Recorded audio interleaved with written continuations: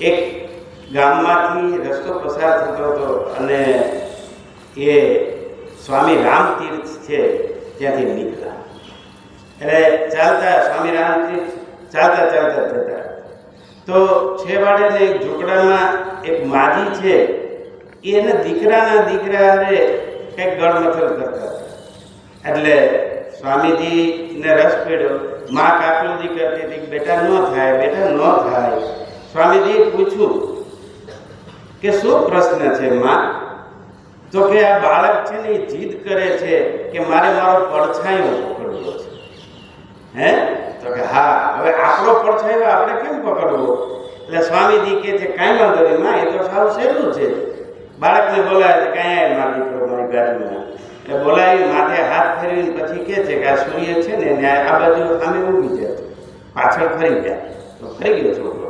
પછી માથે હાથ મૂક્યો, એને કીધું કે હવે તારી માથે હાથ મૂક. એટલે એને હાથ મૂક્યો, વાળ પકડ્યા અને તરત છોકરો રાજી થયો, મારો પડછાયો પકડાઈ ગયો છે, મારો પડછાયો પકડાઈ ગયો છે. કહેવાનું સ્વામી રામતીર્થે એની એક ડાયરીમાં લખી લીધું કે માણસ પોતે પોતાની જાતને પકડી લે, મતલબ ઓળખી લે તો બીજી કાંઈ કરવાની જરૂર નથી. સ્વને ઓળખે ને તો જીવન ખૂબ સુધરી જાય છે. આપણે પણ સ્વ ઓળખીએ, મતલબ આપણે પોતાની જાતને ઓળખી જાય ને તો ઘણું બધું એમાંથી ફેરફાર થઈ જાય છે. આપણે યાદશક્તિ, વિચારો સારા થાય, વિચારો સારા થાય એટલે બુદ્ધિ સારી થાય એટલે યાદશક્તિ વધે. બાળકોને આપણે વાત કરીએ તો તમારે બુદ્ધિ વધી જાય, યાદશક્તિ વધી જાય તો આપણો આત્મવિશ્વાસ વધે, સેલ્ફ કોન્ફિડન્સ. આજે આપણે રોજ બોલીએ છીએ ને, હું આઈ કેન ડુ ઇટ, હું એ કરી શકીશ, એ આત્મવિશ્વાસ.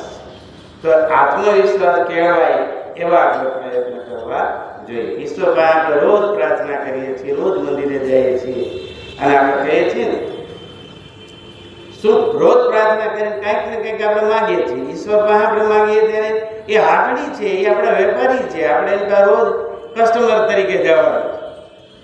એટલે પિંગળસિંહ બાપુની બે કડી તમને સંભળાવી દઉં કે હરિની હાટડીએ મારે એ રોજનું હટાણું, પ્રભુની હાટડીએ મારે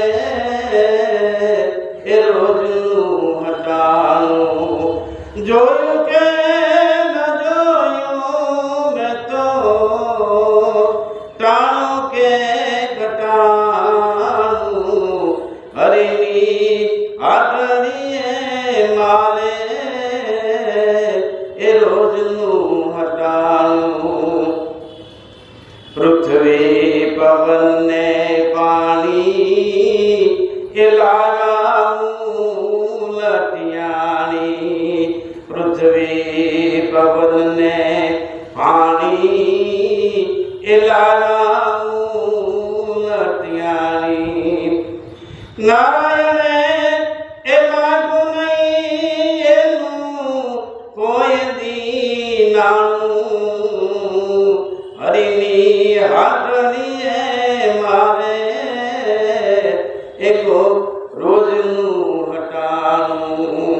પ્રભુ પાસે જાય, મંદિરે જાય તો એ આપણે પગે લાગીને કંઈક માગીએ છીએ, કંઈક કહીએ છીએ. એક બીજી વાત તો મંદિરે જાઓ ત્યારે તમે બેલ વગાડો તો કોઈ આમ સાઈડમાં જઈને બેલ વગાડો, ઘંટ વગાડીએ છીએ તો આપણા માથા ઉપર જ છે. એમાંથી એનો હેતુ છે, એમાંથી એક ધ્વનિ ઉત્પન્ન થાય છે, એનો ઓમનો છે. ઓમનાથના ધ્વનિથી આપણા મસ્તિષ્કમાં એ પોઝિટિવિટી આવે અને પોઝિટિવિટીથી આપણામાં સંસ્કાર, આપણામાં સદબુદ્ધિ એ ઈશ્વર આપણને આપે છે. આવું આપણે શીખીએ, સેલ્ફ કોન્ફિડન્સ વધારીએ. હરિઓમ તત્સત. જય મહારાજ.